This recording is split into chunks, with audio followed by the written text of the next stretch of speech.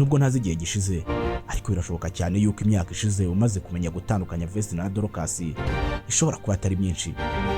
Birashoboka cyane ko hari abantu bashobora gutegura amarushanwa yo kuririmba ahuza Vestina ndetse na Dorcas, abombi bahuriye mu irushanwa maze guhitamo watsinze bikagorana kubera kutamenya kubatandukanya. Hari agace kamwe ushobora kugeramo hano iwacu mu Rwanda maze ugatoranya abantu barenga 100 ugashyiraho amafaranga arenga 200,000 by'amafaranga y'u Rwanda, ukababwira ngo umuntu uhitamo cyangwa se umuntu uri butunga urutoki rwe rw'iburyo kuri Vestina akamutandukanya na mugenzi we Dorcas, amafaranga byagora kuyatsindira.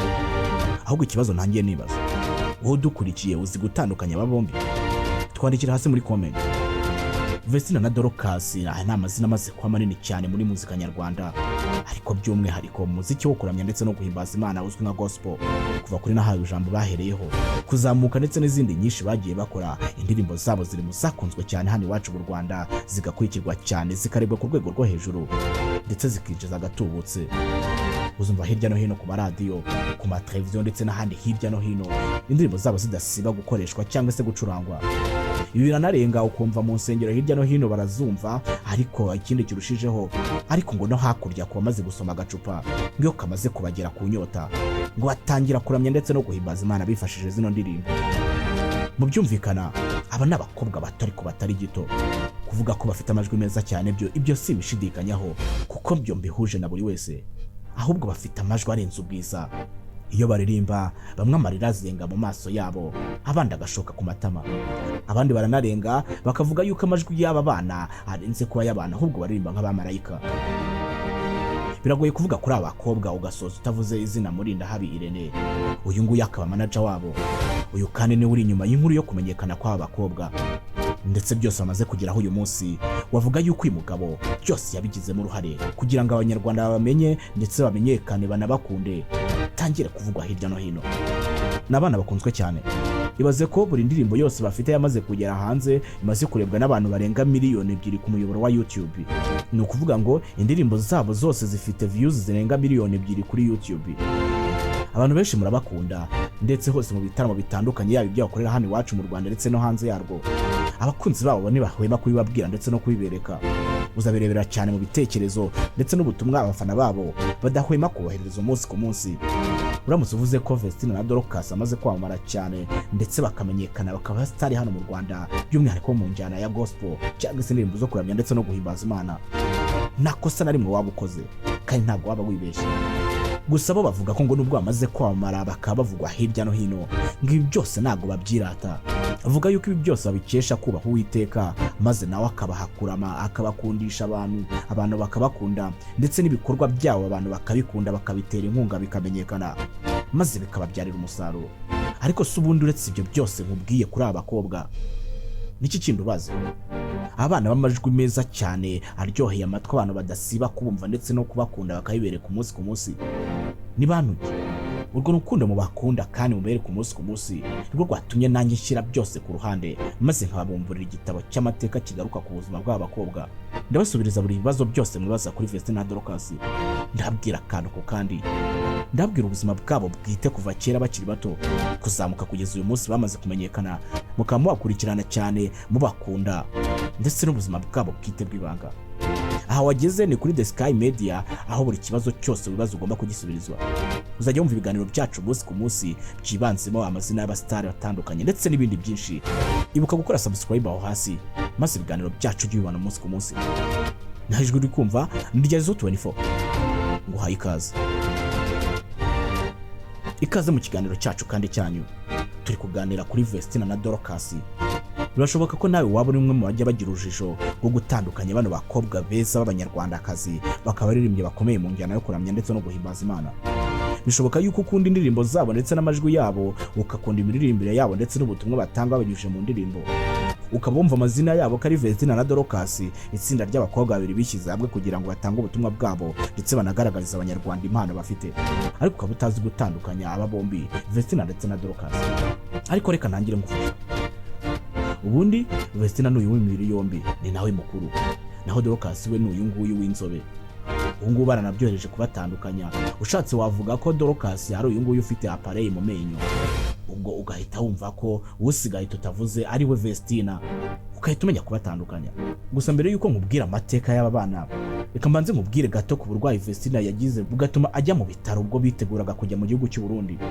Mwese murabyibuka umwaka ushize inkuru yari iri muri showbiz nyarwanda, yari igitaramo Vestina na Dorcas bakoreye mu gihugu cy'u Burundi.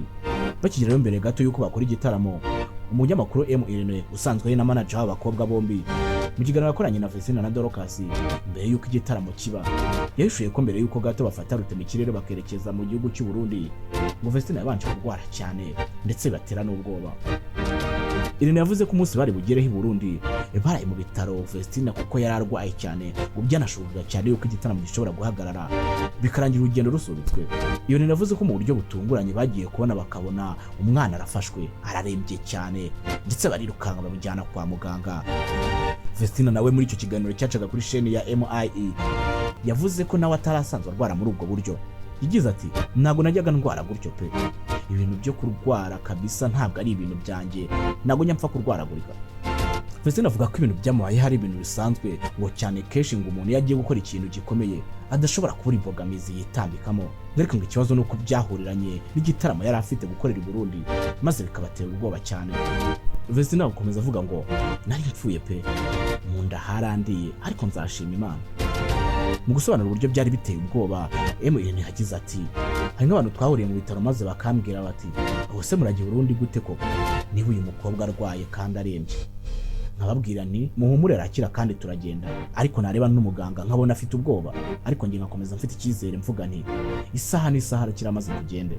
Abaganga mu mbaraga zabo n'ubushobozi bwabo Imana yabahaye bakoze igishoboka cyose maze Vestina arakira, maze tuhita dukomeza n'urugendo. Bageze Burundi rero bakoze practice mu rwego rwo kwitegura igitaramo bari bafite ku munsi ukurikiyeho. Gusa Vestina wari urimo urakiruka akabaraga ntago kari kenshi, ariko agerageza kwitanga. Reka noneho tuvuge ku mateka yabo.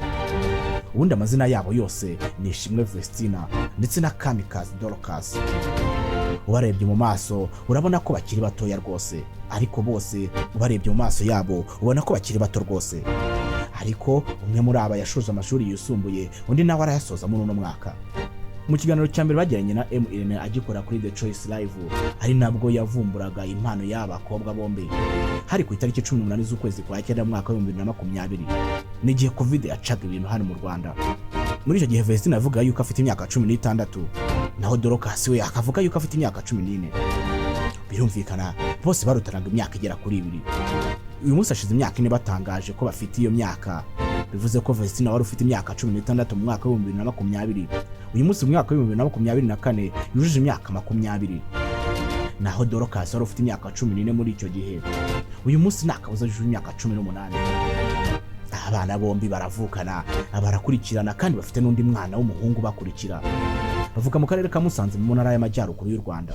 Imana yabahaye yo kuririmba ni impano bafite kuva kera bakiri batoya, kuko kuririmba babitangiye n'ubundi mu nsengero mu ishuri ryo ku Cyumweru irizwi nka Sunday School. Impano yo kuririmba nta muntu n'umwe mu muryango bayikomoraho, yaba so babyara ndetse na mu babyara, nta n'umwe wigeze uririmba muri korali.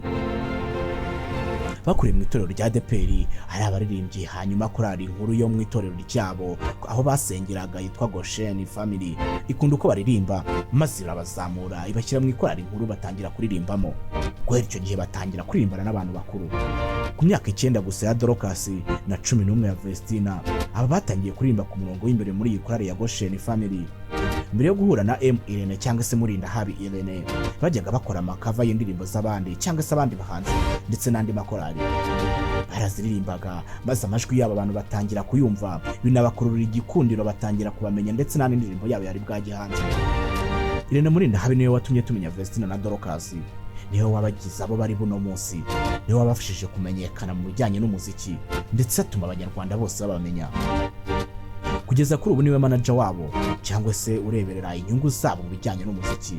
Ariko ikibazo buri wese yibaza, bahuye bate? Uwitwa Mahombi niwe wabigizemo uruhare kuko niwe wahaye nimero z'aba bakobwa Irene, ariko haza gucamo igihe ntacyo arabikoraho. Gusa nyuma y'igihe Mahombi yaje kongera yibutsa Irene, aramubwira ati ba bana naguhaye bite ko ntacyo urabikoraho. Irene yahise amubwira ati wowe noneho bano nibaramuka baje Kigali uzahita umbwira. Mu mpeshyi ya 2020 rero nibwo bano bakobwa bageze Kigali maze bajya kureba Irene, bamuririmba indirimbo ya Niyo Bosco, ahita bakunda, yemera kuba yabaha ikiganiro kuri The Choice Live. Muri iki kiganiro Irene yahamagaye Niyo Bosco kuri telefone abumvisha amajwi y'aba bakobwa, maze Niyo Bosco nawe arabakunda cyane. Muri icyo kiganiro kandi Niyo Bosco yahise abemerera kubaha indirimbo yitwa Papa. Iyi ndirimbo Papa ikaba ari nayo yari yitezwe ko izasohoka mbere y'izindi. Gusa ikibazo, abana bakaba barahuye na Irene habura icyumweru kimwe ngo basubire ku ishuri. Icyo gihe rero vuba na bwangu bahise bihutira kujya muri studio kurikodinga. Gusa kuko byari ubwa mbere, birumvikana byabanje kubacanga cyane ndetse biranabagora. Byabaye ngombwa ko bahindura bakajya kwa producer Santana kuko ari we wabahaga umwanya uhagije.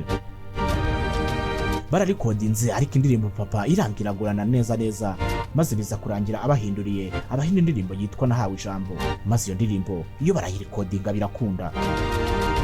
Indirimbo bayikoze vuba maze bahita bakora n'amashusho yabo mbere yuko berekeza ku ishuri. Ibi byose ngo babikoze mu gihe gito kuko bari kuri pressure yo kwerekeza ku ishuri. Nyuma y'igihe gito cyane ku itariki 27 Ukwakira 2020 indirimbo yahise ijya hanze maze irakundwa cyane, abantu batangira kuyumva barayishimira. Abanyarwanda batangira gutungurwa n'impano nshya z'abanyarwandakazi cyangwa se z'abana bakiri bato bafite impano yo kuririmba ndetse yuzuyemo ubutumwa bwinshi bufasha buri wese. Maze na Vestina na Dorcas abantu batangira kurimenya. Guhera muri icyo gihe rero urugendo rwahise rutangira. Abakobwa batangira gukora indirimbo nyinshi cyane babifashijwemo n'uno mugabo. Bakora indirimbo nyinshi cyane zo kuramya ndetse no guhimbaza Imana zomoye imitima ya benshi, maze abantu bakazikunda. Zimwe mu ndirimbo z'abakobwa wavuga zakunzwe kurenza izindi zigacurangwa hirya no hino, wavuga ko zomoye imitima ya benshi. Wavugamo nka Papa, Adonayi, Ibuye, Arakiza, Nzakomora, Isaha, Umutaka, Ku musaraba ndetse n'izindi nyinshi cyane utabasha kurondora, ariko izi zose usanga ku murongo wabo wa YouTube zikurikiranywe na benshi cyane ndetse zifite n'ibitekerezo byinshi usanga abantu bazitanzeho bishimira ndetse banagaragaza yuko izi ziri mu ndirimbo zibafasha ndetse zikabanezeza bakazumva umunsi ku munsi. Ninkubwira ko bamaze kuba abahanzi bakomeye kandi bakunzwe cyane b'abahanga, ntugire ngo ni amagambo yanjye. Ibi bihamwa cyane n'ibihembo byinshi bamaze kwegukana bahawe nk'abahanzi beza baririmbye indirimbo nyinshi kandi nziza. Mu mwaka wa 2022 begukanye igihembo cya Rise and Shine World and Award hari muri kategori ya Africa Gospel New Artist of the Year. Gusa nyine ngo ntabyera ngo de Satani nawe ngo ntago ajya bura kubarasaho imyambi. Reka dusubire inyuma gato twibuke ku byabaye mu mwaka wa 2021. Hari abantu bamwe bashatse kuriganya Irene aba bakobwa ngo babamwambure maze batangire kubakoresha. Ibi byabaye birebire cyane biravugwa hirya no hino, biza kurangira byitabajwe n'ubuyobozi, biza gukemuka ubuyobozi bubyinjiyemo. Mvuze ibyo mwese mwese mwibuka saga ya Cano. Gusa ibi byose byaje kujya ku murongo birakemuka, maze Vestina na Dorcas bari bamaze gutandukana na Irene baza kongera gusubirana bakomeza gukorana kugeza amaginga ya Vestina na Dorcas ndetse na Irene akari agati gakubiranyije bigoye kuba wabatandukanya. Ngayo nguko ngibyo byinshi rero wahoze wibaza kuri Vestina na Dorcas, ngibyo ibisubizo by'ibibazo wahoze wibaza kuri abakobwa baririmba neza bafite amajwi meza cyane nk'ay'abamarayika nk'uko muhora mubivuga. Ngibyo by'imikoranire na Irene cyangwa se muri ndahabi uyu manager wabo bakurikirana cyangwa se bakorera ibikorwa byabo umunsi ku munsi bigatuma bikomeza gutera imbere. Aha rero naho nshoreje ikiganiro cyacu uyu munsi, gushimira kuba duteze yombi, nkubwira yuko hano kuri The Sky Media uzacyumva ibiganiro byinshi bigiye bitandukanye bigaruka ku mazina y'abastari ndetse n'ibindi byinshi bitandukanye. Ndagusaba gukora subscribe aho hasi kugira ngo ibiganiro byacu cyubibona mu wa mbere. Ngiyewe ugutegurira kandi kugezaho bino biganiro nitwa Zizu 24. Ndagushimiye.